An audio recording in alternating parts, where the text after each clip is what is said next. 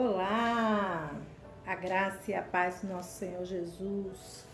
Quero convidar você para a gente compartilhar aqui um devocional, uma reflexão simples, objetiva, frente à palavra de Deus, que é viva, que é eficaz, que nos direciona, que é nosso GPS, que é nossa bússola, que é a nossa regra de fé e conduta. E essa semana eu estava refletindo sobre o congregar.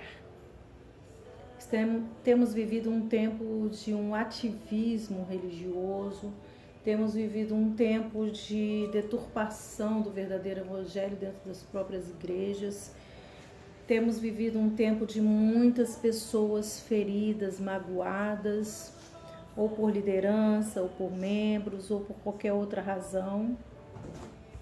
Temos vivido um tempo da falta do pastoreio, da falta do pasto verdejante. Temos vivido um tempo em que se questiona sobre o congregar. E sobre isso cabe várias reflexões. Mas eu quero iniciar a reflexão de hoje em Gênesis, capítulo 6. Senhor, nós estamos diante da Sua palavra. Que o Espírito Santo venha iluminar a nossa mente, abrir o nosso coração e o nosso entendimento. Em nome de Jesus. Amém. Então, queridos, eu vou ler alguns versículos do capítulo 6. A partir do verso 2 diz assim: Os filhos de Deus viram que as filhas dos homens eram bonitas e tomaram para si mulheres, aquelas que entre todas mais lhes agradaram. Então o Senhor disse: O meu espírito não agirá para sempre no ser humano, pois este é carnal e os seus dias serão 120 anos. Aqui a gente já tem alguns acontecimentos pós Jardim do Éden, em que os homens se inclinavam para a carne e estavam se afastando das questões espirituais. Quando a gente pula para o versículo 6, diz assim: Então o Senhor ficou triste por haver feito o ser humano na terra, e isso pesou-lhe o coração. Aqui demonstra que Deus se entristeceu por causa do pecado, sobre a carnalidade humana, e de tal forma que Deus não tem mais prazer de ter um relacionamento com o ser humano. E aí Deus chama Noé para poder construir uma arca, e ele diz: Noé, você vai pregar a esse pessoal o arrependimento, e quem se arrepender entra na arca, será salvo. Quem não se arrepender já está condenado, né? Vai morrer. E Deus deu o direcionamento para Noé de como seria feito essa arca.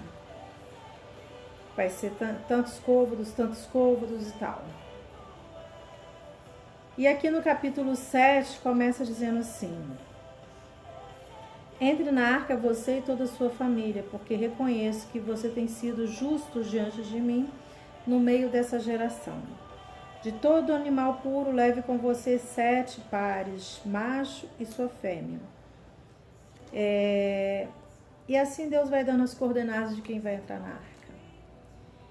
E lendo novamente esse texto, depois de conhecer essa história desde pequenininha, eu tive uma visão de que a arca é a primeira representação da Igreja de Cristo. Aqui Deus estava mostrando várias coisas como a visão de Deus para nós. Primeiro, casal, para que se perpetue, para que se multiplique, para que se dê continuidade. Segunda visão, espécies diferentes. Já parou para pensar nisso?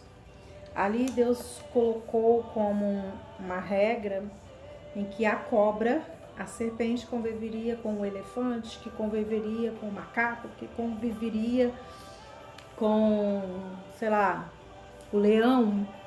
que é carnívoro, que iria conviver com os pássaros que ficam sobrevoando e fazem as suas necessidades do alto, ou seja, cada qual com a sua peculiaridade.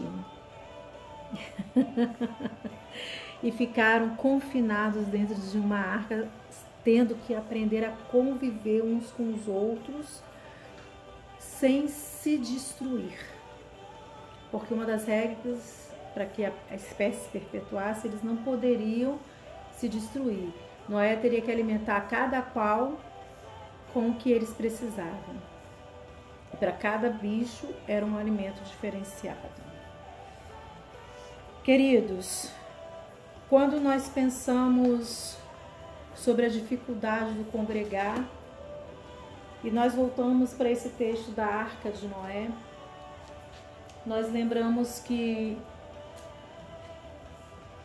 depois que eles saíram da arca, eles saíram para cumprir cada qual o seu propósito. Cada bicho saiu da arca para perpetuar a sua espécie, assim como aquela família que entrou na arca. E o congregar, ele vem de Deus. E talvez você esteja hoje pensando ou repensando se vale a pena continuar congregando diante de tantas coisas que eu falei no início do vídeo. E eu vou dizer para você, e eu tenho propriedade para falar isso, um dia eu conto os meus testemunhos, que vale a pena, porque isso é bíblico, porque isso é um propósito de Deus. Se você está decepcionado com a sua liderança, ore ao Senhor. Ore pela sua liderança. Ore por quem te magoa. Mas ore também como Davi orou e diz: sonda-me, Senhor, vê se há em mim algum caminho mau. Sonda-me, Senhor, e vê se eu também não sou uma pessoa tóxica. Sonda-me, Senhor, e vê se eu também não estou errando nessa história. Porque é muito fácil a gente apontar o dedo para frente e esquecer de olhar para cima. Segunda coisa que eu recomendo para você: peça a Deus para te direcionar o que fazer na situação em que você esteja vivendo. Se não foi a liderança, se foi um membro da igreja, também ore por essa pessoa. Se foi algo muito sério que você considerar necessário e Deus assim te direcionar, leve até a sua liderança o que aconteceu para que haja uma mediação dentro desse conflito. Sobretudo, libere perdão, peça perdão. Agora, se o que está acontecendo é que não há mais condição de você congregar, ou porque a igreja que você está longe da palavra, ou qualquer outra coisa parecida com isso, peça a Deus discernimento e procure um outro rebanho, um outro aprisco, um outro pastoreio, um outro congregar. Mas não deixe de congregar, porque o inimigo quer colocar na nossa mente que nós não precisamos de congregar, porque Deus está dentro de nós, e de fato Ele está dentro de nós, mas o congregar faz parte do propósito de Deus para nós. Amém? Deus te abençoe.